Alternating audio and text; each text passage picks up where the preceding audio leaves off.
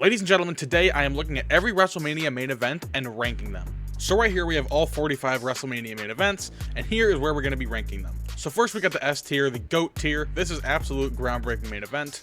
We have the A tier, which is an amazing tier. We have the B tier, which is pretty good. We have the mid tier. We have the D tier, which is kind of lame. And we have the E tier, which is pretty bad. And last but not least, we have the F tier, which is shit show.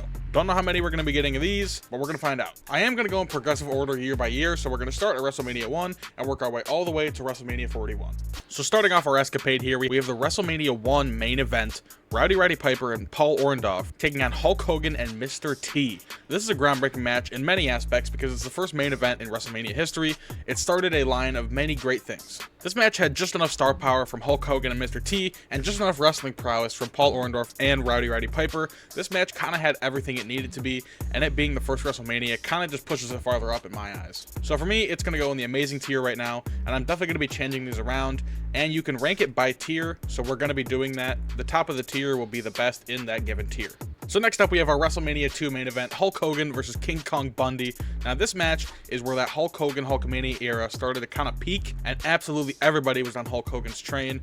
So this match had a lot of hype behind it. It was a pretty good match. King Kong Bundy's a big guy, and Hulk Hogan isn't the best wrestler of all time, so I'm going to put it in pretty good. Next up we have the WrestleMania 3 main event, Hulk Hogan versus André the Giant, the irresistible force versus the immovable object. What a freaking match this is. Revolutionary for its time. There was 80,000 people in attendance to watch this match. That's a lot of people. This match is definitely a bearer of its time. Both my parents were in attendance for this match at Pontiac Silverdome. That's freaking amazing, and I think that speaks to its time. I'm going to put this at the top of the amazing category. Next up we have WrestleMania 4, which was the winner of a 14-man tournament, which came down to Ted DiBiase and Macho Man Randy Savage. Macho Man Randy Savage came out on top of this one, and when you think of this match, you just think of both wrestlers and how damn good they were for the time, for their gimmicks. It just works so well, and when they come together, it's magic. It's absolutely magic.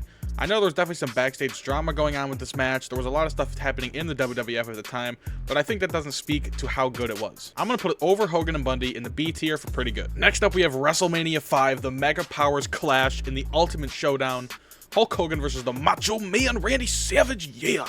I mean, talk about a clash of titans. This match delivers on all points of star power. I'm sure there's some okay wrestling in this match, but man, I mean, talking about how good these guys were, you put them together and it just makes magic. I'm going to put it just over the WrestleMania 1 main event in the amazing category. Next up, we have WrestleMania 6, the Ultimate Challenge, the Ultimate Warrior versus Hulk Hogan, title versus title, Intercontinental Champion versus World Champion. This isn't just good stardom. This isn't just a good matchup. This is the clash of the two biggest babyface names of almost all time in the WWE coming together for one of the greatest matches of all time, and this has to be high on the list, man. This has to be up there. I'm gonna put it smack dab in the middle of Hogan and Andre and Hogan and Macho Man, because I'd say it's just about there. Coming into WrestleMania 7, we have Hulk Hogan yet again versus Sergeant Slaughter. Now this was a match driven solely on Hogan fighting for America, because at the time Sergeant Slaughter became an anti-America heel character, and Hogan was the perfect guy to put against him. I mean, it's literally in his theme song, so this match just made sense. It was yet again another let's put Hogan against the biggest heel we can find, and I think it worked. I'm gonna put it in pretty good.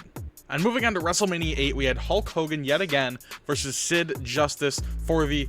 oh wait, there wasn't even a title on this match. This for me is kind of where the Hulkamania peak bent and went downward. I mean, why this match was even a main event on the show is a question in itself. Ric Flair versus Randy Savage for the WWF Championship would have made so much more sense, but they didn't go with that. They decided to go with Hulkamania yet again for the 7th year in a row. I mean, that's insane. I think this is where fans started to see that, and they realized that they needed to make a change. So for that, and Papa Shango missing his cues in this match, we're going to put it in kinda lame. Next up, we have the WrestleMania 9 main event, which was Yokozuna versus Bret Hart for the WWF World Championship. Now, you would think, oh man, we're finally free from Hulk Hogan. We have a whole new slate, new wrestlers, a whole new story. No, not for you. You get Hulkamania. Hulkamania is going to insert himself into the middle of this match and take that title away, right? Yes, that's what we all want, of course. Right?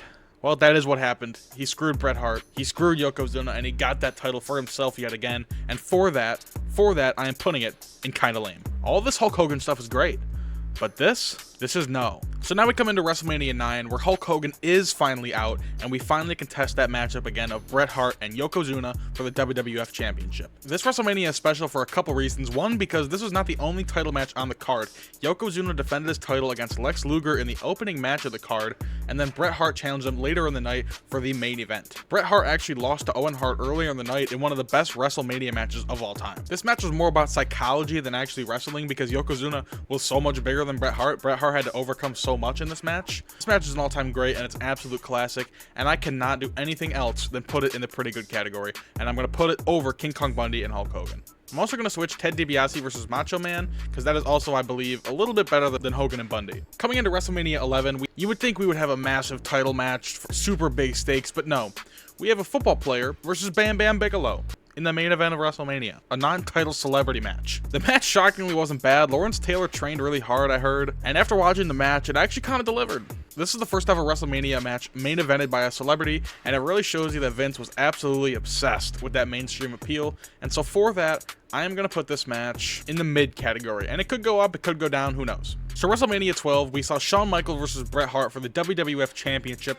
Now this match wasn't just a title match, this was a 60-minute Iron Man match of the two greatest professional technical wrestlers to ever do it in this business going at it. At this point, Bret Hart had really garnered his name as one of the most respected athletes. He'd had the title for a year at this point. Shawn Michaels was living out his boyhood dream. He had just won the Royal Rumble. He was locked in on winning that title. After HBK came in on the zipline, you knew it was over. Shawn Michaels lived out his boyhood dream, and this is an absolute amazing main event. I am putting this over Hogan and Warrior. Next up, we have WrestleMania 13, Undertaker versus Psycho Sid. This was originally supposed to be a rematch from the year before, but a lot of backstage stuff happened, and Shawn Michaels had to step away, and Psycho Sid ended up winning the title from Bret Hart. And to me, I was kind of happy about this because we got our first Undertaker main event. This was really big for him, and I think this sort of cemented his legacy. And Undertaker finally won his first WWF Championship, which is absolutely amazing. I'm going to put this match in pretty good, just under Yoko and Bret.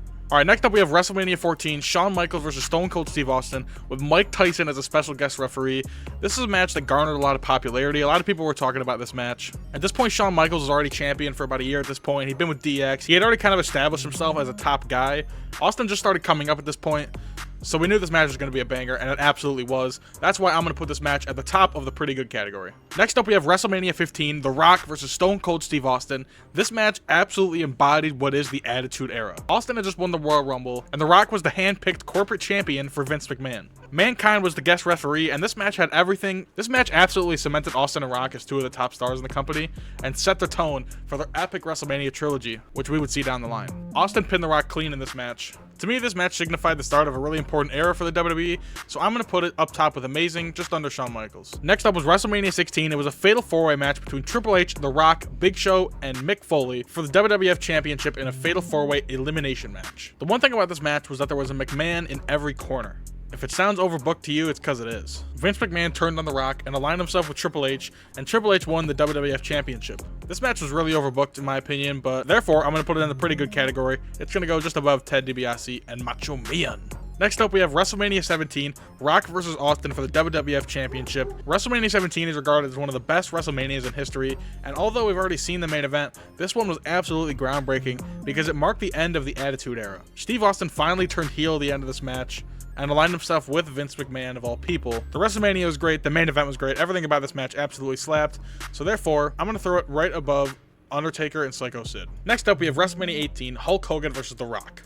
This wasn't really a traditional build, this wasn't a traditional match, this was a clash of generations. This match was about the Attitude Era and the Golden Era clashing. Hogan and Rock is generational. The thing that's so special about this match is that the crowd changed hands so many different times during this match. The Rock turned heel mid-match just due to the crowd reaction, and it worked, and it led to storylines for him. Hogan manifested a babyface run that, while it didn't last very long, because he's Hulk Hogan, still proved they had a little bit left in the tank. This match was an absolute passing of the torch, even though The Rock left right after this. It's a pretty darn good match though, and I think it's going to be our first GOAT tier match. This match absolutely shreds.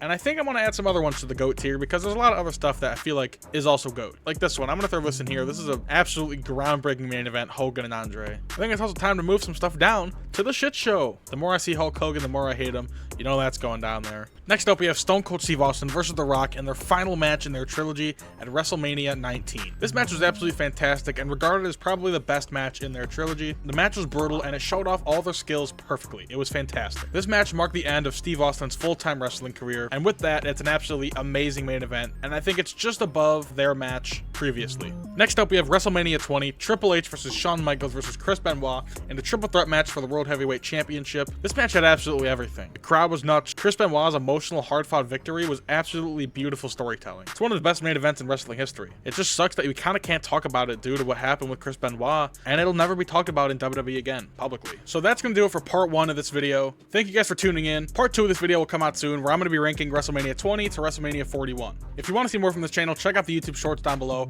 follow my TikTok, link in the description, and check out the BTB channel for stuff with my friends. That's going to wrap this video up. I'll see you guys in the next one. Peace.